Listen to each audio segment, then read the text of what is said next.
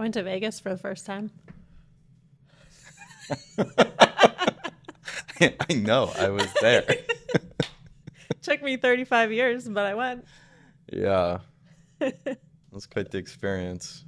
It wasn't your typical Vegas experience. No. It sounds like you did something cool. I mean, I did gamble. I lost all of it, but I gambled. It was actually my money. Yeah, I know. You lost my money. Okay, so I gambled your money and I lost it all, but it still taught me that I don't want to gamble. My employee engagement strategy in Vegas for the employees that came with us was to hand people stacks of money for them to go gamble. I was like, here you go, you can lose this. Look, we all have our incentive strategies, and this is mine, and I'm not ashamed of it. Yeah.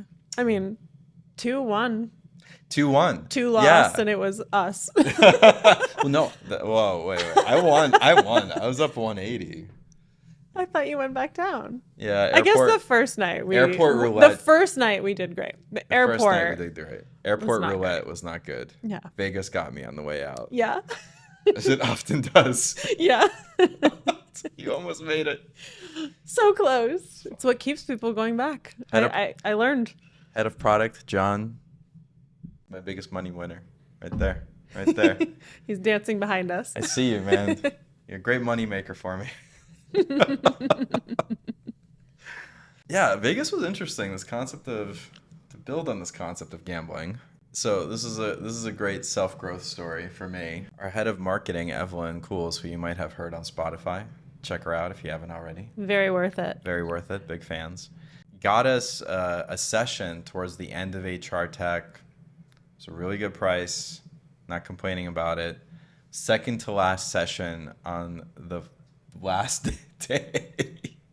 I mean, people are wiped at this point. Oh, yeah. I mean, you've been in fluorescent lights for like 3-4 days. Not looking at windows, gambling at night. Yeah. There's talking to a bunch of vendors. People have batteries on them, though. I gotta say, like, I was in bed. We were all in bed by like 10 as people were heading out for the night. So there's some real road warriors out there. But all right, so the session is second to last. I'm dead tired.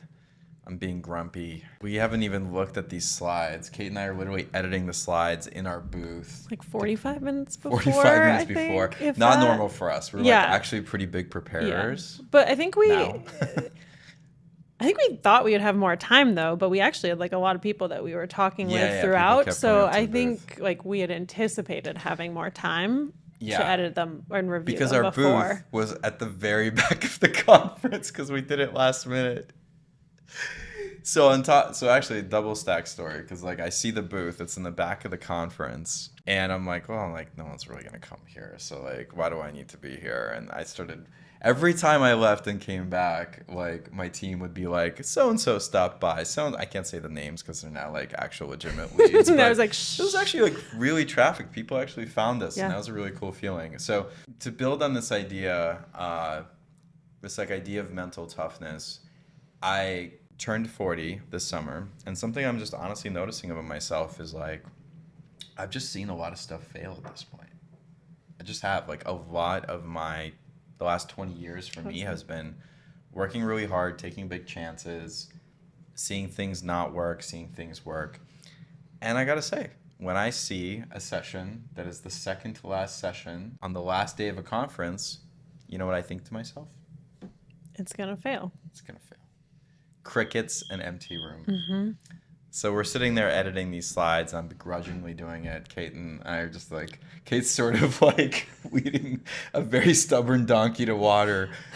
And we finished the slides maybe Evelyn was like 10 minutes before 15. I think 15 minutes before. I think you literally came over and were like, guys, we actually have to get up there. Evelyn was herding us around a little bit for sure.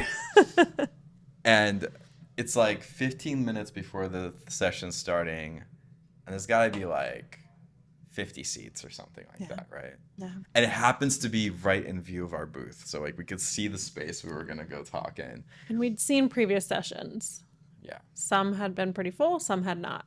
And on that day, they had not been full. Very, very not full sessions. So we were just assuming because it was last day, things were winding down. Yeah. At one point, There was 8 people seated there. And we were like, oh, maybe they'll stay. And the woman who was like organizing the session came up to him and was like, are you staying? And they literally just got up and all left. And then like nobody was there. Literally nobody was there. We were about to get up and, make lemonade out of lemons. How does that go? Did I get that right? Lemonades out of lemons. Lemonade. It was yeah. AI editing software is an amazing thing for podcasts. Let's just hope it doesn't fail us today.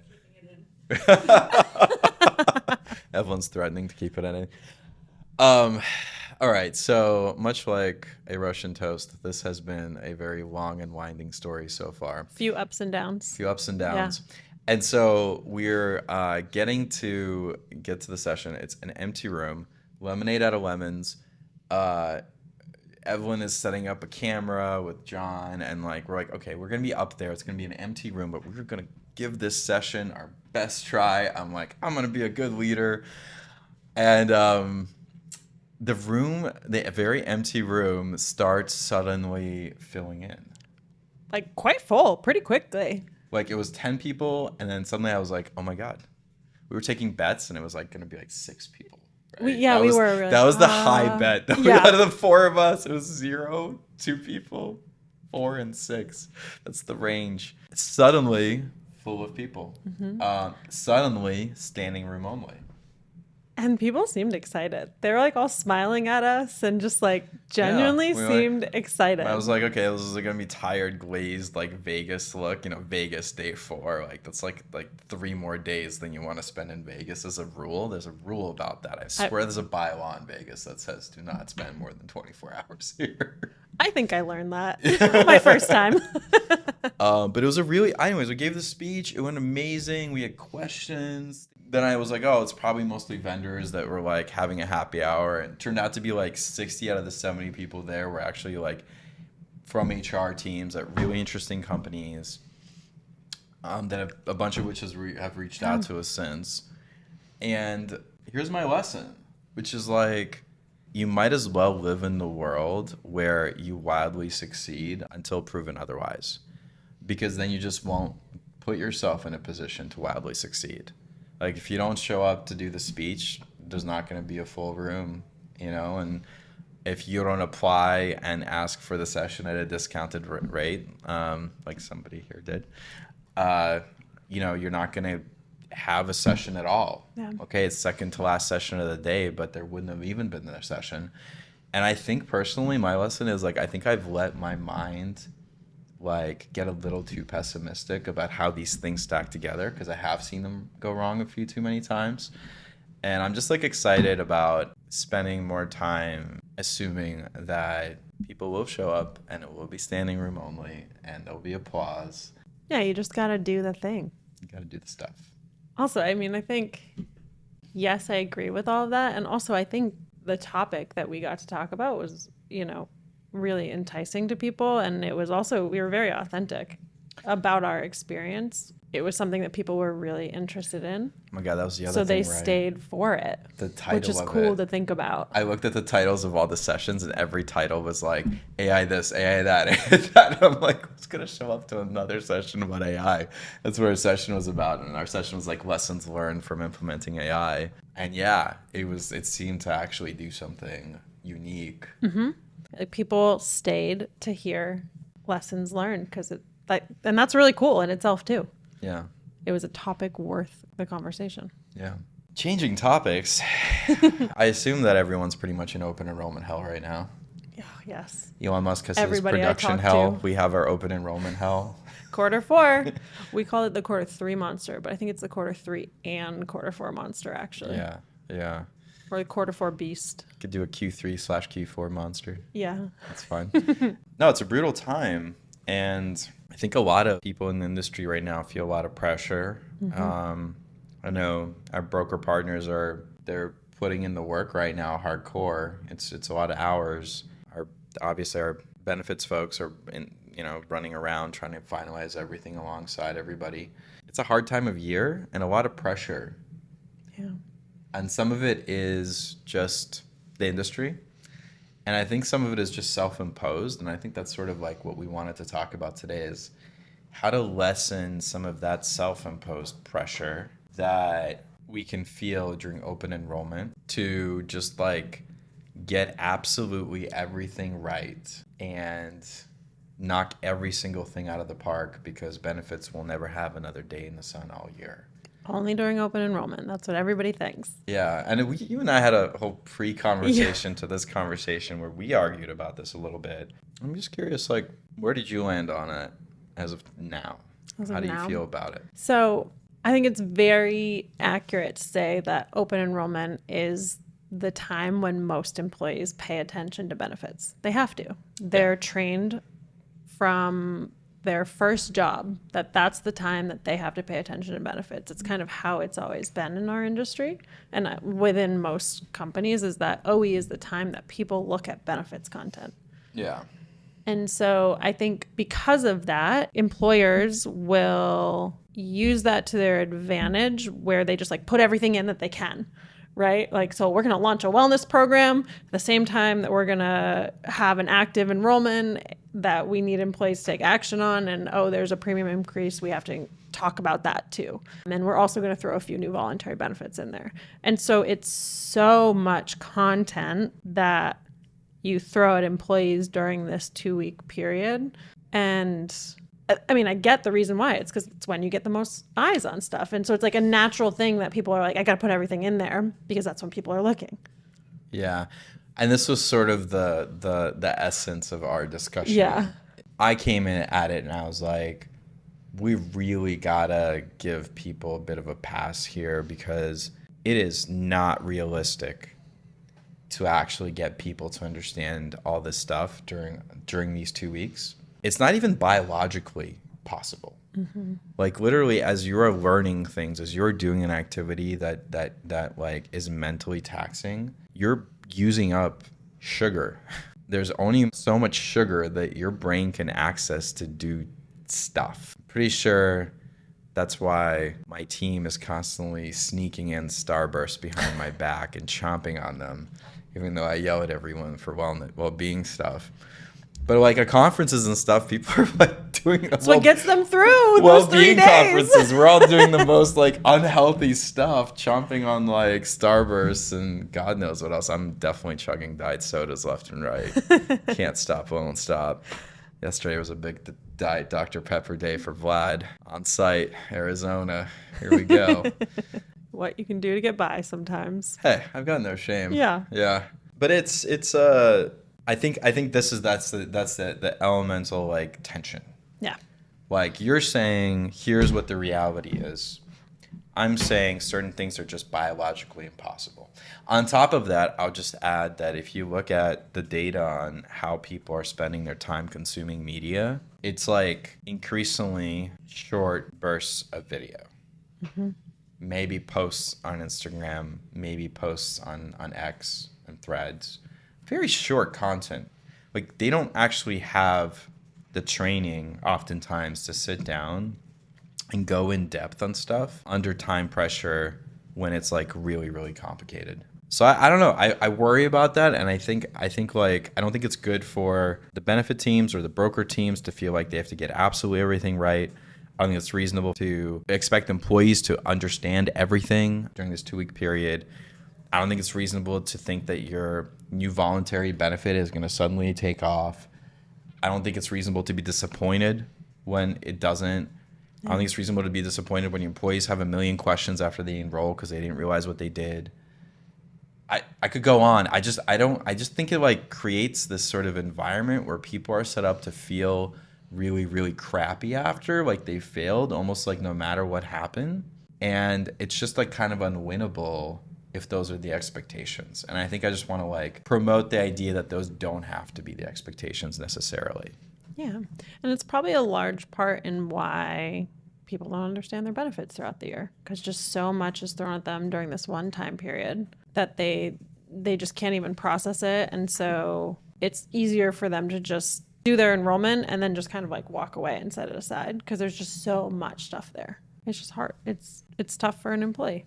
Like especially somebody that is not in the benefit space and understands benefits. Do you think there's any small things that we can change on this front? I really think that one of the big things we need to do as we approach open enrollment is and this is controversial. I can't believe this is still controversial. Contextualize it within the idea that there are 12 months in a year. And it doesn't actually all have to happen in open enrollment. Like there's certain things that just aren't, it's not reasonable to expect that they will. I would really love it if every single HR benefits team was like, here are 3 to 5 things we really need to knock out of the park. I'm not saying one thing because I think that's probably unreasonable usually, but like adding in a paragraph about how healthy eating is important, like probably not the move during open enrollment. Yeah, it's not the time. It's not the time. All those things, like those are just easy cuts for me because it just eats up mental sugar. It's less sugar in the brain for the important things. You just get decision fatigue and information fatigue. I think like there's probably some benefits. Hate to say it, nobody cares during open enrollment. You're just trying to figure out your, like, are you going to get hit with a big bill from going to a doctor that's out of network because you love the specialist? And oh my God, like those are big things. I mean, it's tough because some of those like voluntary programs are so critical to the mission that HR teams feel like they're fulfilling to make their employee lives better. It comes from such a good place. And then it kind of conflicts with how much airspace there is during that time. Yeah. I think what companies need to do, and I'm going to use an example, actually, we have some groups, they've been experiencing employees reaching out to them throughout the year thinking that a pregnancy is a qualified life event, not the birth of a child, and they don't understand that. And it's causing a lot of confusion. And so I think what a company needs to do is pre-open enrollment, just look at what the things are that they like really need their population to know. And so like an example of that would be like, okay, we've got our active enrollment, we have a new high deductible health plan that we're rolling out. We need to teach people about that. And then also we keep having this challenge with employees thinking they can change their benefits as soon as they get pregnant. Like we have to do education that if you're planning to have a child next year, you need to think about that as you're choosing your benefits. And like, if that's the case, then just focus back to your point on like those 3 things mainly and have that be front and center. And then you can do education for, I don't want to pick on pet insurance, but pet insurance is usually one of those that you can get anytime throughout the year. Yep. Or like the discount programs, like that doesn't have to be in open enrollment communications. And it often is. So there is like, I agree, it's the time of year you get the most eyes on content, but also you do need to be picky about what you're sending out during that time based on your population. Yeah, that's really, really well said. I think just like humans don't do well, and Americans in general don't do well with this idea of like loss, that you can't have something, you can't do something that you want to do, and if you do it, there's a cost. Like we kind of want it all. That's very much the American psyche. Yeah. And I think anyone who comes in and says you can't have it all is kind of the bad guy, right? By default. Hi. Name is Vlad. It kind of all makes sense. But I think like the irony is if you try to do it all, a lot of it just doesn't work anymore. So picking the things that you really want to knock out of the park, I think just like sets up a lot of success, gives focus to the team, reduces the amount of anxiety that everyone has to deal with to try to like boil the ocean in one go. I just think it's like a better, more successful setup. You can always build on things and make them better when you're focused about what you're trying to accomplish and transparent with everybody around you that those are the things that you're trying to accomplish. And I think the benefit leaders that I really admire, I think are always very clear about here's what we're pushing. Here's numbers that tell us that we're going to have made a difference in this. We're not focusing on these other things. That's like a really important leadership skill that I think I've actually picked up from them. That's just a great thing to practice. It impacts everybody positively around you. It's like a wonderful thing to give to the world.